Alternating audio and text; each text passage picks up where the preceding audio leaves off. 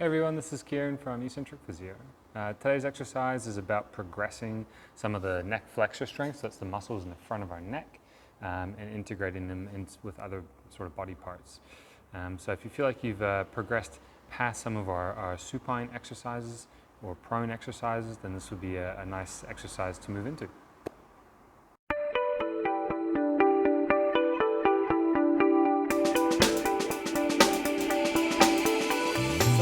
Thinking about progressions with exercises, we need to think about, well, what are those muscles going to be required of in the future? What sort of loads, what sort of intensities, frequencies, for how long is this muscle going to have to last?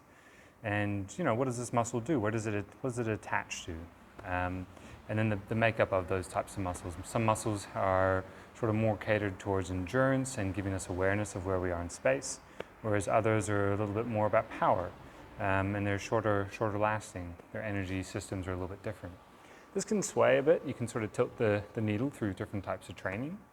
But when it comes to the neck, unless you're getting into a level of activity that requires a lot of endurance or strength or dealing with high forces like race car driving or martial arts, BJJ type stuff, you really only need to work with the weight of the head, because that's all you're really going to be involved in. Maybe some other sports, you might need to think about that, like American football, for example.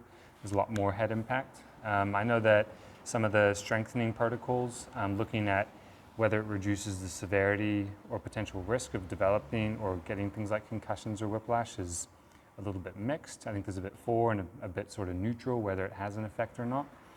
But that stuff aside, we're looking at progressing ourselves from the ground into more upright positions, and how we can get there is by getting onto hands and knees. So that's sort of a way for us to get from the ground up to standing. It also requires a little bit more coordination, so that can be an added challenge of load, cognitive load. But I'll give you a little demo and then we'll talk about the nuances, okay? So we're looking at neck flexion, and are there some other muscles kicking in? Absolutely. But I'm looking to try and bias just the neck flexion. And if other thing kicks in as well, that'll change over time as your skill level at this changes, okay? So I'm gonna let my chin drift towards the ground, and then I'm gonna try and pull my chin up to the sky. So I'm trying to pull my chin through my neck. Going down again, I'm letting my chin try to go down, and then I'm pulling my chin up. And so this is very much our longus capitis, where we're doing a flexion and extension of the head on the neck. The neck is also flexing and extending, but I'm biasing it to the head. Something you might need to do to block your chest movement is, and this longus capitis isn't really going down into the thorax, so we don't need contribution from the thorax. So if I put those yoga blocks there, now I'm going to try to not let my chest touch the blocks. They might touch, but I'm trying to not let them touch as I drift my head down. So down and up. Trying to keep the jaw relaxed. Some of the suprahyoid muscles, or the guys that are underneath the jaw here, can act as accessory retractors. They'll pull the mandible back, trying to assist neck flexion, or the head flexion onto the neck. So if anything, you want your jaw to sort of just be relaxed or pointing towards the ground, coming up and down. And what you'll start to feel is some awareness in here.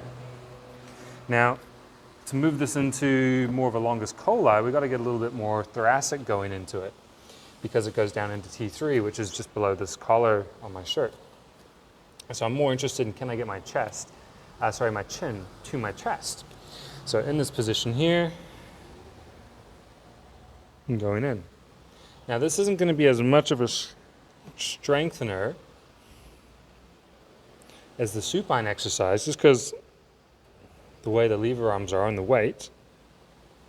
But what you're having to do now is express mobility while in a less stable environment. Because I'm on my hands and knees, that's a little less stable than the whole front of my body on the ground and my elbows. So it's a nice progression. You'll still feel some awareness into the neck here. Just to give you guys a little visual from this angle. So got those blocks set up. And I'm letting the chin go down. And pulling back up, chin up. And then the other one for the longus colli, chin to chest.